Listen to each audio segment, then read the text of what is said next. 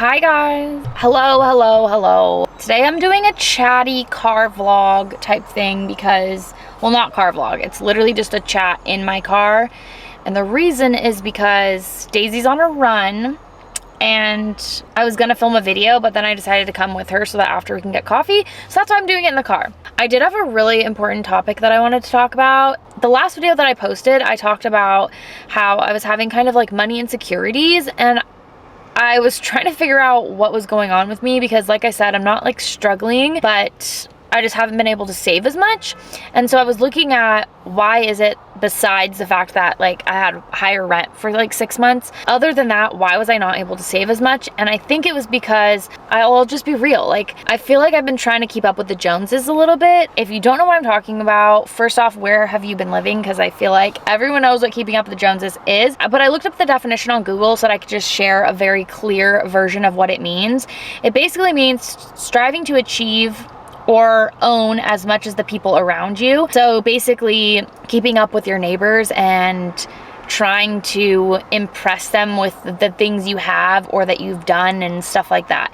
And maybe it's not even to impress other people, because I don't feel like I'm necessarily trying to impress anybody besides myself, but I do feel like I'm trying to keep up with kind of the lifestyle here in LA.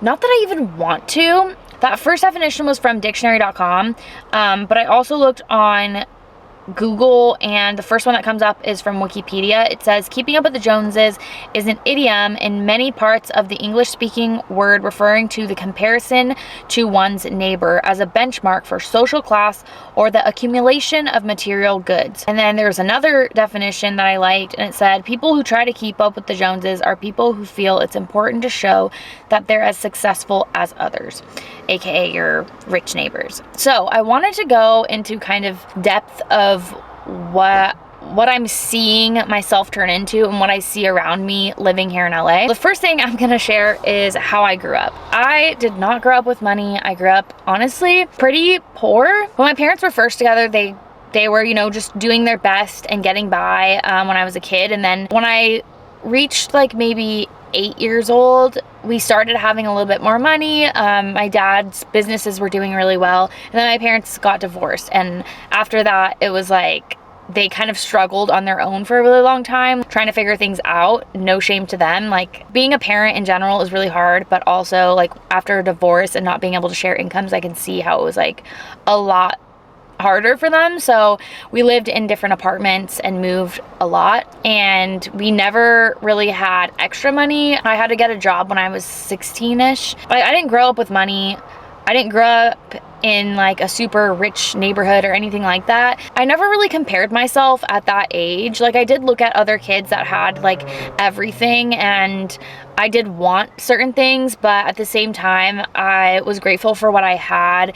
And I was also grateful for like my best friend whose family really supported me when I needed it. So I never felt like I was really comparing myself that much. I remember in high school was kind of the first time that I started to compare myself to others, because that's when it was really noticeable. Like, people got cars for their 16th birthday that were really, really nice.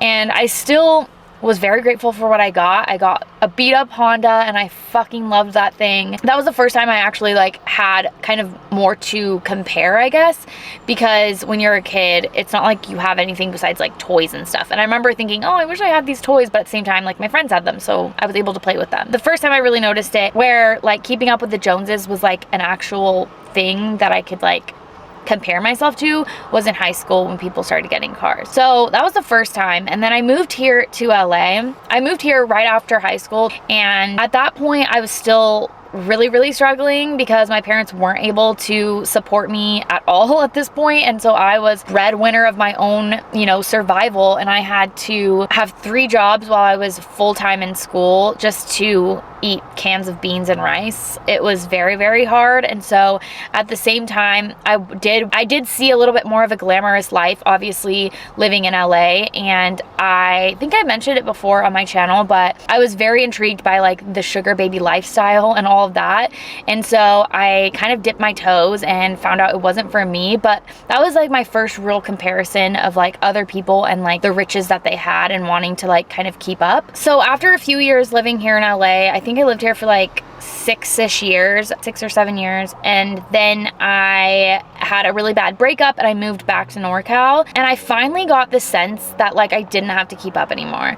I felt like everyone in my town was kind of doing their own thing, and riches and like trying to show off what you had wasn't really a thing, because in NorCal it's just not like that. Like, I mean, maybe in some places, but from where I'm from, like sometimes people are like that, but at the end of the day, I was surrounding myself with people that weren't like that. People that were sharing their riches and sharing the things that they had and like trying to support each other, and like that was the environment that I was in. So I kind of like let go of that feeling, because when I was in LA, I really did have that feeling. Like I was like, I want to keep up, and it wasn't really necessarily like the things that I had that I was trying to keep up with. It was also like the job that I had and the connections that I knew and like all of that, which is something that I really like about LA. I do like that it is not competitive, because I don't like competitiveness, but that like everyone is striving for more. I do love that about LA, and I think that's what pushes me a little bit. What I'm feeling right now is a negative push, and let's get back into the story.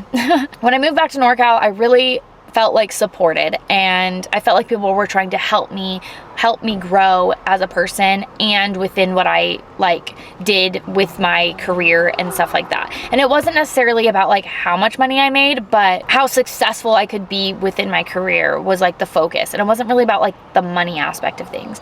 And I felt like everyone was there supporting and pushing me to be the best version of myself. And actually, while I was in NorCal, I did go through a little phase where I was comparing myself to a lot of Instagrammers. And it wasn't necessarily the environment I was in, because no one really was doing Instagram, but just me being on social media, I was comparing myself a lot to Instagram girls, and not just what they had, but what they looked like. And so I took a break from Instagram for a while.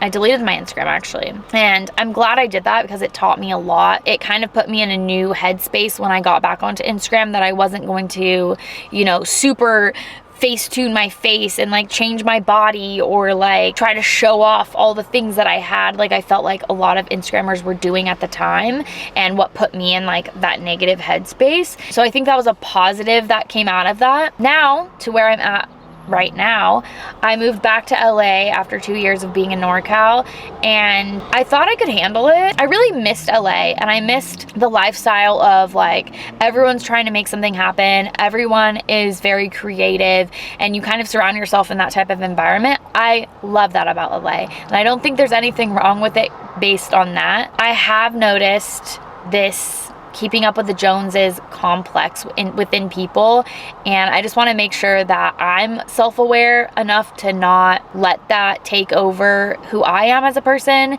and what I want to do with my life.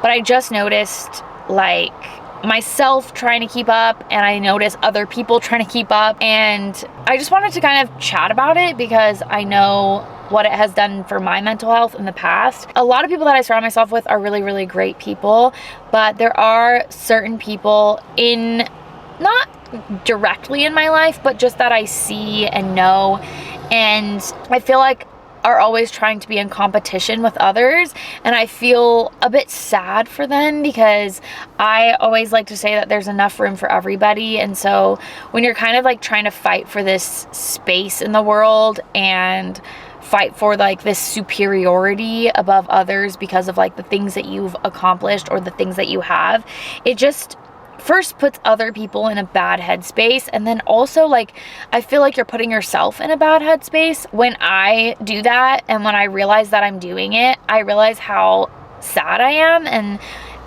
negative I'm always thinking. It definitely, you know, when you're trying to keep up with other people, you are comparing yourself, you are shaming yourself because you want what they have, or you think that you have better than them, or whatever it is. When you're comparing yourself to others, it's just not a healthy thing to do. Not just with what people have or how much they've accomplished, but even with how they look. Like when I was in NorCal and I had a little bit of a break from social media, it wasn't really what people had that was making me feel like I had to keep up, but also like things like straight hair. Simple as that. I see all these girls with straight hair and how beautiful and silky their hair is, and then I have this really frizzy, messy curls, and that's just my hair.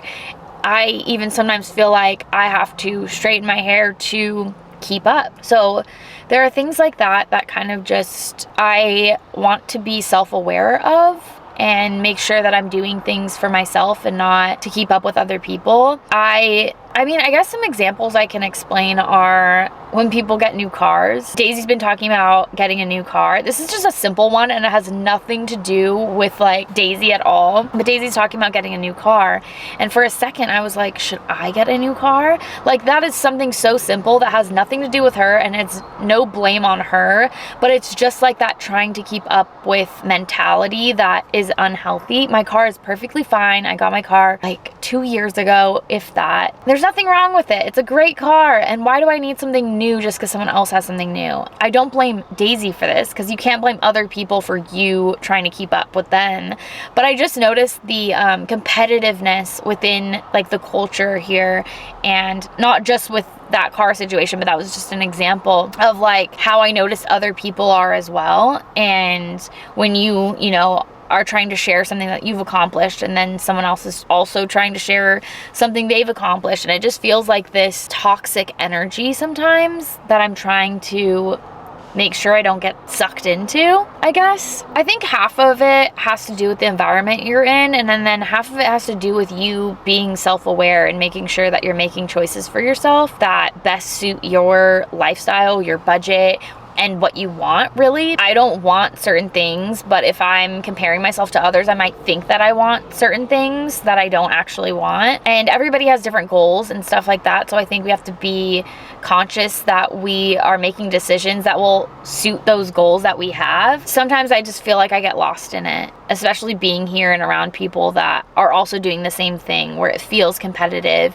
even though it doesn't need to be, and I don't want it to be. And I truly feel like there's enough room for everybody. This conversation is more for me to be self-aware and like know that I'm doing this and try and make decisions that will best suit my life and what I need, and not try to do things for other people. My camera just told me it was overheating, so I took it off the dash because it is in the sun there.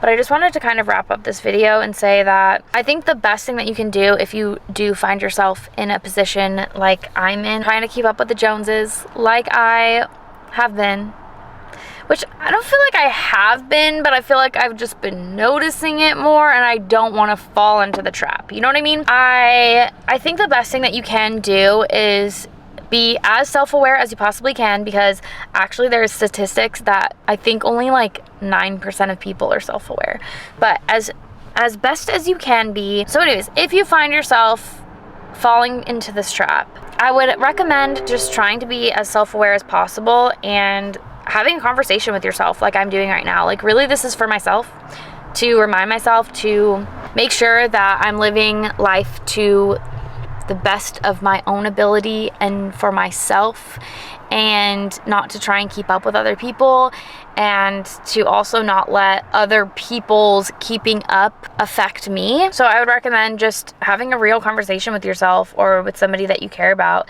and talking about it, because I was talking about this with Daisy and I think we had a really good chat about it, which is why I wanted to like open up the conversation, see your opinions and thoughts, and if you've ever been in situations like this and how you feel about it. So yeah, let me know if you've ever kind of felt like you were trying to keep up with the Joneses, or if you notice other people trying to do that, and kind of where you fall in this conversation. I appreciate you listening to my thoughts, and hopefully you enjoyed this video and you have lots to say, and I'll see you in the next one.